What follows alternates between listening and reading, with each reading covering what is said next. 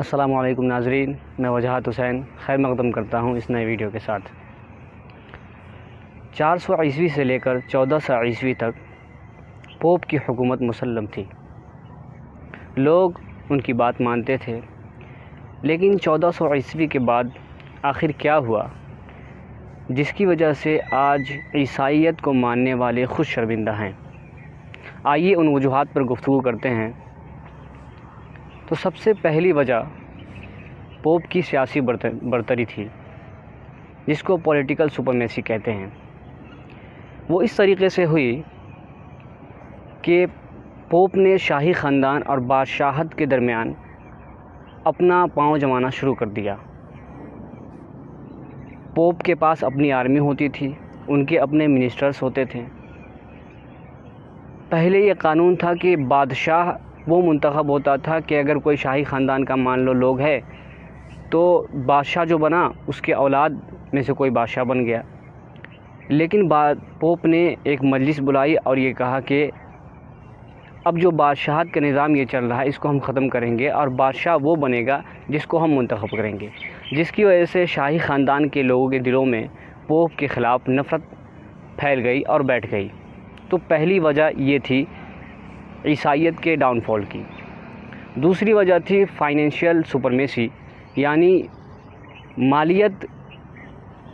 ان لوگوں نے اپنے مالیت کو بڑھانا شروع کیا اس طریقے سے کہ انہوں نے وصیت پہ چارجز لینا شروع کر دیا، شادی پہ چارجز لینا شروع کر دیا کہ اب اگر کوئی مر رہا ہے اس کو اپنے مورثین کو تقسیم کرنا ہے مال، تو اب پوپ صاحب کو بلایا جائے گا اور پوپ صاحب یہ فیصلہ کریں گے کہ کتنا کس کو وراثت ملنا چاہیے، اور جب وہ وصیت کریں گے تو اس کے لیے وہ پیسہ لیں گے۔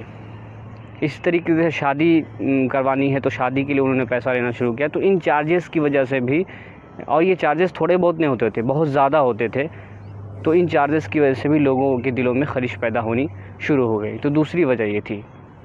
تیسری وجہ خانقاہوں کا قیام تھا، یعنی یوں ہوا کہ ہر چرچ کے بغل میں 2 خانقاہیں بنائی گئیں۔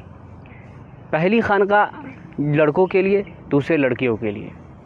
اور عیسائیت میں رہبانیت کا ایک کانسیپٹ چلتا ہے، یعنی رہبانیت کا مطلب یہ ہے کہ اب جو دین سے جڑا ہوا ہوگا، جو چرچ سے جڑے گا، وہ شادی نہیں کر سکتا ہے، وہ لڑکیوں سے نہیں مل سکتا ہے، اور وغیرہ وغیرہ بہت ساری ٹرم اینڈ کنڈیشن تھی۔ تو جس کی وجہ سے یہ ہوا کہ اب وہ جنسی تسکین کہاں ملے، تو چونکہ چرچ کے بغل میں ایک لڑکوں کے لیے خانقاہ ہے اور ایک لڑکیوں کے لیے خانقاہ ہے، تو اب وہ سمجھ سکتے ہیں کہ کیا ہوتا ہوگا۔ تو جس کی وجہ سے لوگوں کے دلوں میں نفرت پھیلنے لگی چرچ کے خلاف کہ انہوں نے تو یہ خانقاہ بنائی تھی مذہب کے لیے، لیکن یہ مذہب کے خلاف کام کر رہے ہیں۔ چوتھی وجہ مذہبی عدالتیں تھیں، یعنی وہ تھی تو مذہبی، لیکن انہوں نے اور بھی سیاسی اور دیگر مسائل میں بھی اپنا ٹانگ اڑانا شروع کر دیا۔ جس طریقے سے کوپرنیکس کو مارا گیا ایک سیاسی نظریے کی بنیاد پر، اسی طریقے سے وہ سیاسی اور دوسرے مسائل میں مداخلت کرنے لگے، یعنی مذہب کورٹ تو مذہب کا ہے، لیکن انہیں مذہب کے نام پر دوسری چیزوں میں مداخلت شروع کر دی، جس کی وجہ سے لوگوں کے دلوں میں خلش پیدا ہو گئی۔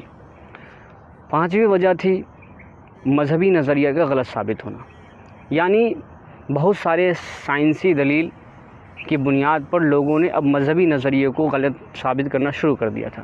جیسے کہ عیسائیت کا ایک مذہبی نظریہ تھا کہ دنیا جو ہے وہ 7100 پہلے قائم ہوئی ہے، اس سے 7100 سال پرانی ہے، یعنی 7100 سال سے چل رہی ہے، لیکن لوگوں نے دوسرے ایویڈنسز کے بنیاد پر، دوسرے سبھیتا، دوسرے تہذیب کی بنیاد پر اس مذہبی نقطہ نظر کو غلط ثابت کرنا شروع کر دیا۔ تو مذہبی نظریہ جب غلط ثابت ہونے لگا تو لوگوں کے دلوں میں لوگ جاننے لگے کہ یہ تو غلط ہے، جس کی وجہ سے بھی عیسائیت کا ایک ڈاؤن فال ہمیں دیکھنے کو ملتا ہے۔ چھٹی وجہ ہے نیشنلزم، یعنی قومیت۔ یہ کانسیپٹ آج سے 400 سال 300 سال پہلے کی ہے، جب یہ آئی بھی پوپ ہی کی وجہ سے ہے۔ اصل میں ہوا یہ کہ پوپ ایک اٹلی کے اندر ایک شہر ہے ویٹیکن، جہاں بیٹھے اور وہاں سے تمام یورپ کے اندر وہ حکومت قائم کی۔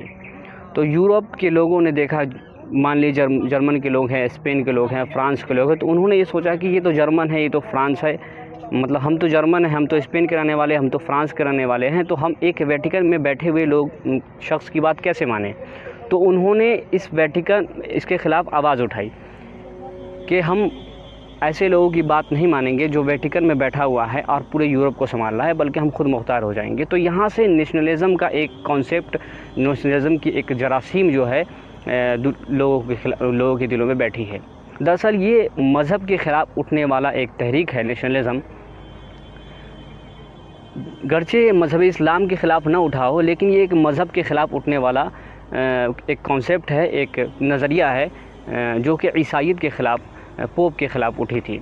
آج ہمارے انڈیا کے اندر بھی دیکھا جاتا ہے کہ لوگ یہ کہہ رہے ہیں کہ اپنے آپ کو ثابت کرو کہ تم وطن کے لیے بہتر کام کر رہے ہو، تم وطنیت کو ثابت کرو، جبکہ اسلام کے اندر نیشنلزم کا کوئی کانسیپٹ نہیں ہے۔ نیشن کا کانسیپٹ تو ہے لیکن نیشنلزم کا کانسیپٹ نہیں ہے۔ سمجھنے کی بات ہے، یہاں دو ٹرم ہے، ایک ہے نیشنلزم، ایک ہے نیشن۔ تو نیشن، قوم کا تذکرہ تو قرآن کے اندر ہمیں دیکھنے کو ملتا ہے، لیکن نیشنلزم یعنی قوم پرستی جو ہے، یہ اس کا کانسیپٹ کہیں بھی اسلام کے اندر۔ ساتویں اور آخری وجہ جس پہ ہم بات گفتگو کرنے والے ہیں وہ ہے مذہبی چیزوں کا۔ اب انہوں نے جنت میں جانے کے لیے، جو جنت میں جانا چاہتا ہے، اب وہ دستاویز ان سے لکھوائیں گے۔ مثلا اگر کسی نے گناہ کیا تو اس کی فہرست پوپ کے پاس بھیجی جائے گی، جس کا جتنا فہرست ہے اسی کے حساب سے اس کو مال دینا پڑتا تھا، اور وہ ان کو جو ہے جنت کا سرٹیفکیٹ دیتے تھے۔ تو اس کی وجہ سے بھی لوگوں کے دلوں میں خلیج پیدا ہوئی۔ تو یہ 7 وجوہات پہ جس پر ہم نے آج گفتگو کی، انشاءاللہ آگے آنے والی ویڈیو میں ہم گفتگو کریں گے کہ نشأت ثانیہ کس طریقے سے ہوئی اور ان کی کیا بنیادیں تھیں اور کیا وجوہات تھی جس کی وجہ سے عیسائیت کا اور زیادہ ڈاؤن فال ہوا۔ ویڈیو اگر پسند آئی ہو تو لائک کریں، سبسکرائب کریں اور دوستوں میں شیئر کریں۔